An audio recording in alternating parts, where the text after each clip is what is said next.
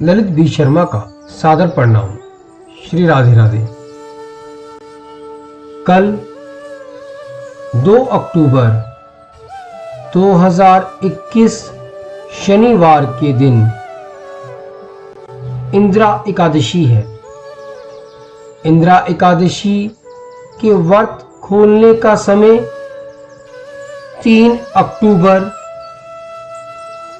रविवार के दिन सुबह 6:15 से लेकर 10:12 का है। इंदिरा एकादशी पितृपक्ष में पड़ने वाली एकादशी है। हिंदू धर्म में एकादशी का महत्व बहुत अधिक होता है। इस पावन दिन भगवान विष्णु की विधि विधान से पूजा अर्चना की जाती है।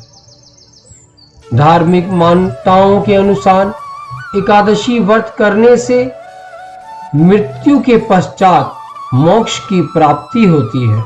पौराणिक कथाओं के अनुसार सतयुग में महेशमती नामक एक नगर था, जिसका राजा इंद्रसेन था।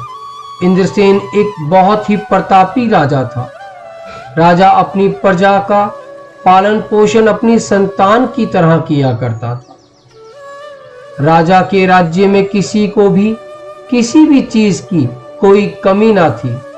राजा भगवान विष्णु का परम उपासक था। एक दिन अचानक नारद मुनि का राजा इंद्रासन की सभा में आगमन हुआ। नारद मुनि राजा से उनके पिता के संदेश के बारे में कहने आए थे। नारद मुनि जी ने राजा से कहा, हे राजन, आपके पिता जो कि यमलोक में है, उन्होंने आपके लिए कुछ संदेश भेजा है। उन्होंने कहा है, पूर्व जन्म में किसी भूल के कारण उन्हें यमलोक में वास करना पड़ रहा है।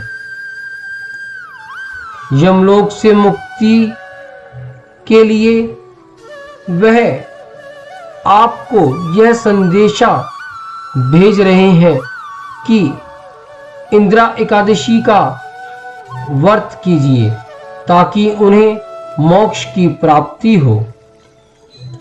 पिता का संदेश सुनकर राजा इंद्रासन ने नारद जी से इंदिरा एकादशी के व्रत के बारे में जानना चाहा। तब नारद जी ने कहा कि यह एकादशी अश्वनी मास के कृष्ण पक्ष की एकादशी तिथि को पड़ती है। एकादशी तिथि में हमें अपने पितरों के लिए इस एकादशी का व्रत करना चाहिए। नारद जी ने कहा, यदि आप विधि विधान से भगवान विष्णु का ध्यान करते हुए इंदिरा एकादशी का व्रत करेंगे तो आपके पिता को यमलोक से मुक्ति प्राप्त होगी और वह बैकुंठ के वासी हो जाएंगे। जैसा नारद जी ने राजा को बताया, उसी प्रकार राजा इंद्रासन ने अपने पिता के कहने अनुसार इस व्रत को विधि विधान के साथ किया, जिससे कि उनके पिता को मोक्ष की प्राप्ति हुई और उन्हें बैकुंठ में हरिचंदन में वास मिला। अंत समय जब राजा इंद्रासन को मृत्यु की प्राप्ति हुई तो उनको भी हरि कृपा से बैकुंठ की प्राप्ति हुई। इंदिरा एकादशी पितरों के लिए की जाने वाली एकादशी है।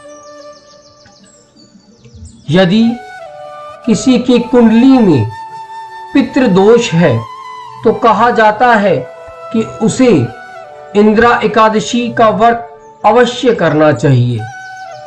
इंदिरा एकादशी के व्रत करने से घर में सुख संपत्ति आती है।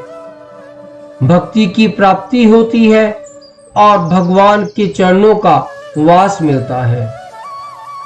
हमें हर एकादशी का व्रत करके अपने आप को प्रभु गोविंद गोपाल चरणन की सेवा पाते हुए उनकी शरणागति को प्राप्त करना चाहिए और भक्ति में रहते हुए अपने कर्मों को भगवान को समर्पित करते हुए करना चाहिए।